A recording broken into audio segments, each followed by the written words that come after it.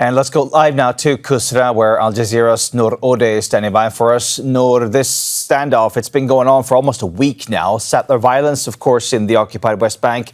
It's unfortunately nothing new.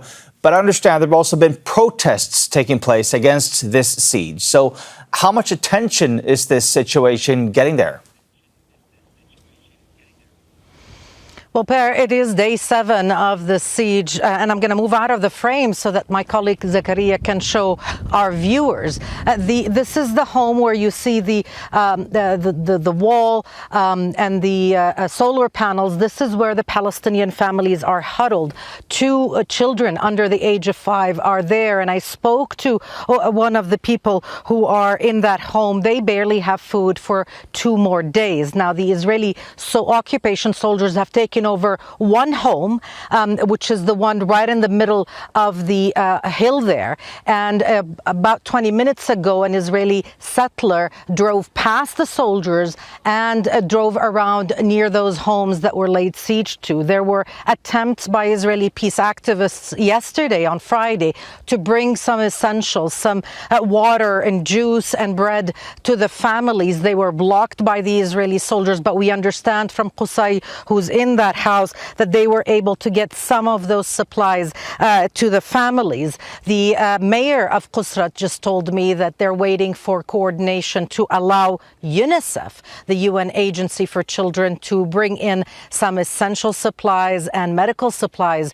to the besieged families. Now, the attention, of course, is because one of those homes belongs to a U.S. citizen, and he raised that point with U.S. lawmakers, saying that his property, his family are under danger. He still does not see that the U.S. and that the American ambassador has done enough to protect them, to protect the property and the civilians who are inside, because the Israeli settlers have not left. Their attacks may have waned a bit over the past 24 hours, but they're certainly not gone. Nour, a spokesperson from the Israeli government called the settlers' actions deplorable and unacceptable. So what are you seeing where you are? Is Israel doing anything to put a stop to this? Well, you know, you have to listen and follow what the Hebrew media is saying, because this morning an article at the Ma'arif Daily said that one Israeli cabinet minister and 2 members of the Knesset secretly visited these settlers who are carrying out the attack over the past week. They showed them support. And let's just remember, these illegal settlement outposts are funded and protected by the Israeli army, funded by the Israeli government. The fact that in instances where media attention is drawn, where there are expressions of outrage internationally about the cases of violence, and then the Israeli government reacts, does not change the reality on the ground.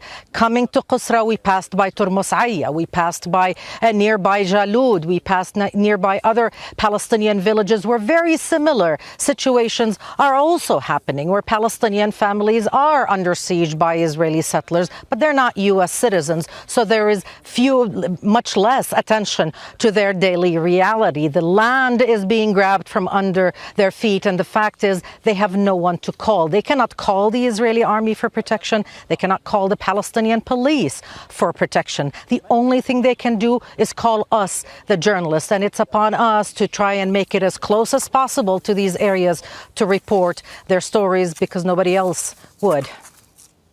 That's Al Jazeera's Nour Odeh reporting live from the occupied West Bank, from the village of Qusra. Thank you so much for your report, Nour.